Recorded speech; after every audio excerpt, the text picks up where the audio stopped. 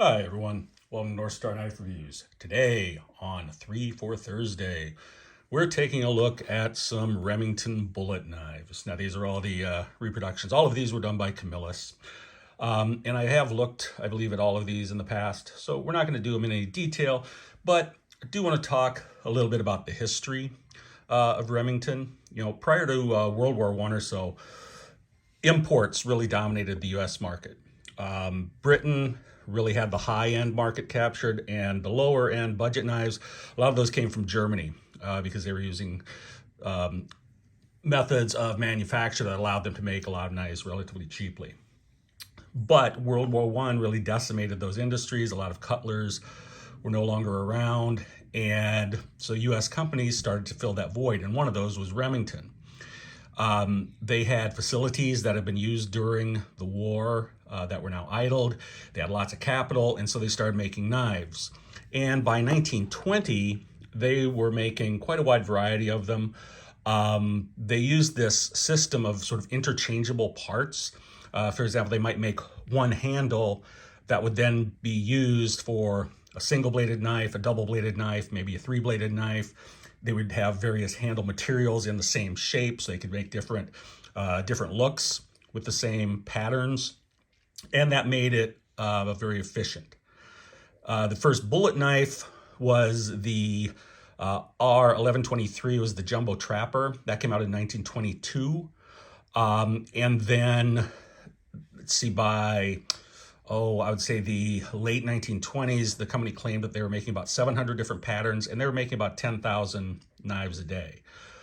During the Great Depression, they sold to DuPont, and then in 1940, DuPont made the decision to discontinue knives to turn to defense projects because World War II was ramping up. They sold their equipment and parts to Pal Cutlery, who used them over the next few years to put out some knives. And then Remington knives went away.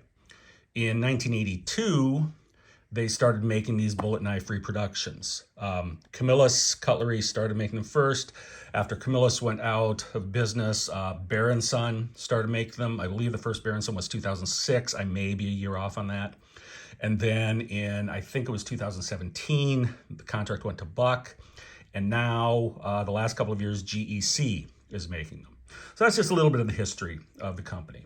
And the three knives I have, I actually just pulled out the three that were closest in my drawer this morning. This is the R1173. This is the baby bullet. And this one is from 1983. So it'd be the second year of the reproductions. See, you've got the little clip blade with the Remington UMC on it. And then here's the R1173 on the spay blade. Guess the year here, 1983, is on this blade. Now this knife, as with several of the early ones, has cracks right here at the lanyard hole. Very common. If you can find one without cracks, it's pretty rare.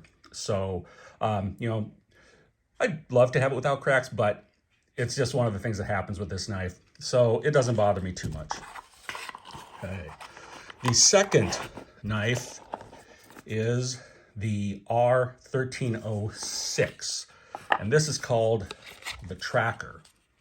And now this, good size, lockback knife. Okay. Nice sort of faux stag handle on here. See, R1306, this was made in 1990. So this first one is now 40 years old. This one is 33 years old. Nice knife. Good, fills the hand nicely. All of these have plastic composite handles. I don't know if it's Delrin or something similar, but it's a plastic composite. And the blades on all of these are 440A. Okay. And then the third Remington bullet knife, this is from 1994. This is the Camp bullet knife. And this is huge. It's got, you've got the big clip point blade here, the 4243, and then the year is on this, I believe. It's 1994. You also have the cap lifter screwdriver and the pretty gigantic awl, you know. Nice looking knife.